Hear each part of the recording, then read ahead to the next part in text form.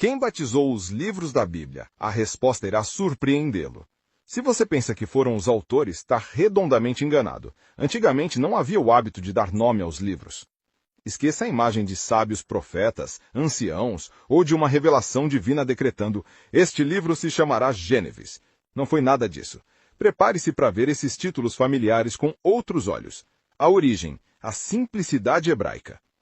Para os antigos escribas judeus, a lógica era simples. Eles pegavam um rolo e o identificavam por suas primeiras palavras. Simples assim.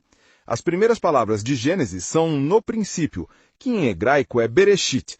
O que eles fizeram? Colocaram o nome do livro de Bereshit, que no Brasil se tornou o nosso Gênesis. Fizeram o mesmo com Shemou, nomes, que virou Êxodo, e com Vaikra, e Chamou, que se tornou nosso Levítico, e assim a primeira palavra ou frase deu origem ao nome do livro para os judeus. O marketing helenístico.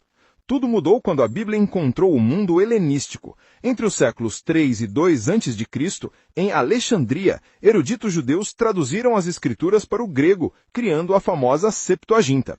E foi aqui que a mentalidade mudou. Para um público acostumado com filosofia e literatura, no princípio soava pouco atraente. Os tradutores decidiram que os títulos precisavam de marketing e criaram nomes que vendiam a ideia central do livro. Bereshit tornou-se Gênesis, Origens. Shemou tornou-se Êxodos, Saída. Foi um golpe de gênio editorial. A praticidade hebraica deu lugar à ambição temática grega, e esses foram os nomes que o Ocidente herdou. Para outros livros, a lógica era mais direta. O título é o nome do protagonista. Ninguém precisou de criatividade para nomear os livros de Isaías, Jeremias, Jó, Ruth ou Esther. O herói era a marca. Mesmo aqui, intervenções editoriais mudaram a história.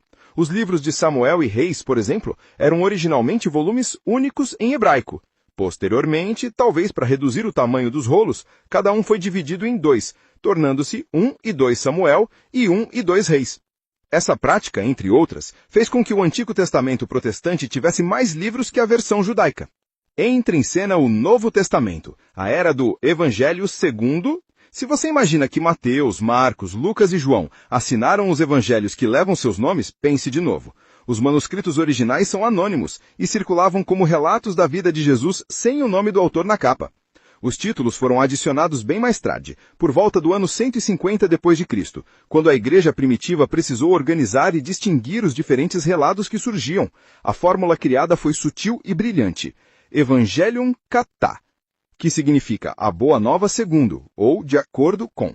A expressão Evangelho segundo não é uma afirmação de autoria direta, como num romance moderno, mas um selo de tradição. Indicava que aquele texto pertencia à corrente de ensinamentos associado à figura do apóstolo Mateus ou à tradição oral de Marcos. Portanto, Mateus, Marcos, Lucas e João não são assinaturas, mas sim rótulos de procedência, aplicados por uma geração posterior para organizar a fé. As cartas de Paulo, a lógica foi ainda mais prática. O destinatário deu nome ao livro.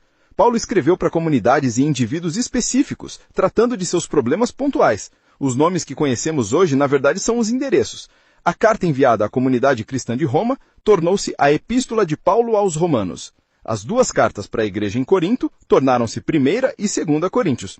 Com as cartas aos Gálatas, Efésios e Filipenses aconteceu a mesma coisa. O padrão é cristalino. O mesmo vale para as cartas pastorais, nomeadas segundo os indivíduos a quem se destinavam, Timóteo, Tito e Filemon. O título não descreve o conteúdo, ele é o endereço. A função original, a correspondência, ditou como nomeamos esses textos para sempre. Um livro, vários nomes, a prova de que não existe padrão. Acha que Gênesis ou Romanos são nomes universais? Pense de novo. A beleza da história desses títulos está justamente na sua diversidade. Cada tradição cultural reivindicou os textos e os rebatizou. Judaísmo. Mantém os incípites hebraicos. Um judeu não lê Gênesis, lê Bereshit.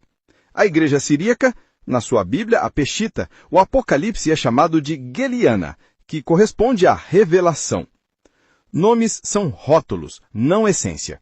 A jornada dos nomes bíblicos é a história da civilização em miniatura. Um texto que nasce numa cultura e é traduzido e reinterpretado e reembalado por cada nova era que o adota. Os títulos que hoje parecem sagrados e imutáveis são, na verdade, o resultado de um longo e desordenado processo de conveniência, marketing cultural e organização eclesiástica. Eles não foram dados, eles foram construídos. São a moldura, não a pintura. E como qualquer moldura, já foram e continuam sendo trocados. Mesmo hoje no Brasil, em maioria das traduções, o livro tem o nome de Apocalipse, mas na tradução do Novo Mundo, chama-se Revelação. Ainda restam os livros que não fazem parte de todas as Bíblias. O cânone judaico tem uma quantidade de livros, a Bíblia protestante tem outra, a católica uma terceira e a siríaca mais livros ainda. Mas esse é um assunto para outro vídeo.